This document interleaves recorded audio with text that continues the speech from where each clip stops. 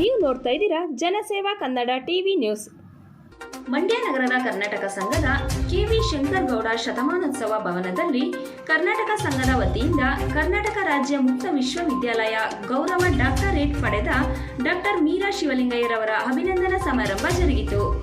ಕಾರ್ಯಕ್ರಮದ ಅಧ್ಯಕ್ಷತೆಯನ್ನು ಮಾಜಿ ಸಚಿವರಾದ ಎಚ್ ವಿಶ್ವನಾಥರವರು ವಹಿಸಿದರು.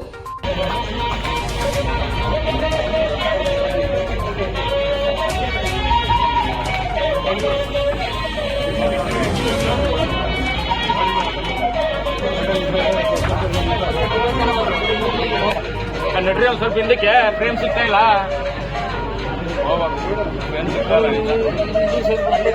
ಸ್ವಲ್ಪ ಹಿಂದ ನಿಮಿಷ ಹಂಗೆ ಇನ್ನೊಂದು ಸ್ಟೆಪ್ ಹಿಂದೆ ಬನ್ನಿ. ನೆಕ್ಸ್ಟ್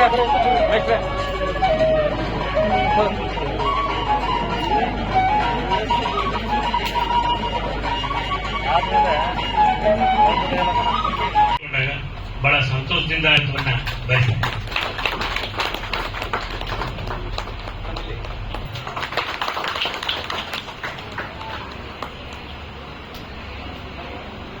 ಹಾಗೆ ಅವ್ರನ್ನ ಸನ್ಮಾನಿಸಬೇಕು ಅಂತೇಳಿ ದಯಮಾಡಿ ಚಪ್ಪಾಳೆ ಹೊಡಿ.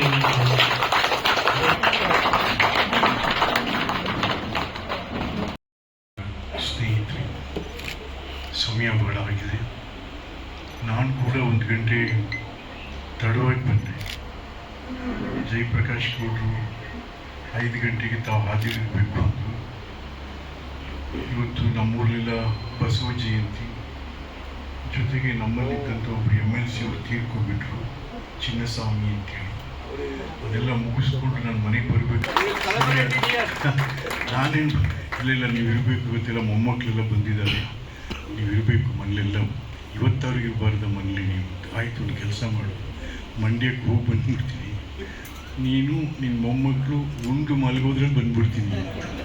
ಯಾಕೆ ಈ ಮಕ್ಕಳು ಬೇಗ ಮಲಿಕೊಳ್ಳಲ್ವಲ್ಲ, ಅದಕ್ಕೆ ಅದೊಂದು ಆ್ಯಂಟಿಸಿಪೇಟ್ರಿ ಬೇಲ್ ಆ ಥರ ಹಾಕ್ಕೊಂಡು ಹೇಳಿಬಿಟ್ಟು ಬಂದು ಏನೇ ಆಗಲಿ ಕ್ಷಮಿಸಿ. 1 ಗಂಟೆ ತಡಾಗಿ ಬಂದಿದ್ದಕ್ಕೆ ಸಕಾರಣ.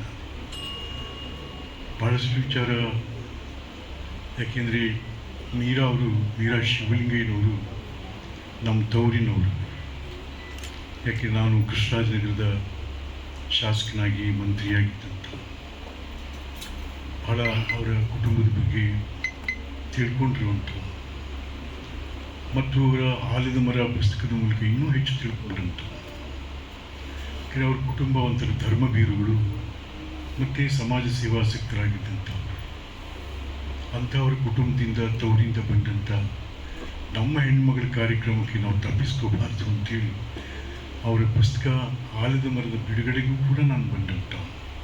ಮತ್ತು ಶಿವಲಿಂಗಯ್ಯನವ್ರಿಗೂ ಒಂದು ಸನ್ಮಾನ ಆಗಿತ್ತು, ಆವಾಗಲೂ ಕೂಡ ಬಂದಿದ್ದೆ ನಾನು. ಹಾಗಾಗಿ ಇವತ್ತು ಕೂಡ ಅವರ ಕುಟುಂಬದ ಈ ಕಾರ್ಯಕ್ರಮಕ್ಕೆ, ಅಲ್ಲಿ ಅವ್ರ ಕುಟುಂಬ ಅಲ್ಲ, ನಮ್ಮ ಮಂಡ್ಯದ ಕುಟುಂಬದ ಸಭೆ ಇದು, ಆ ಮಂಡ್ಯದ ಕುಟುಂಬದವರ ಕಾರ್ಯಕ್ರಮ ಇದು. ಹಾಗಾಗಿ ತಮ್ಮ ಜೊತೆ ಅದರಲ್ಲೂ ವಿಶೇಷವಾಗಿ ಶಂಕರೇಗೌಡರ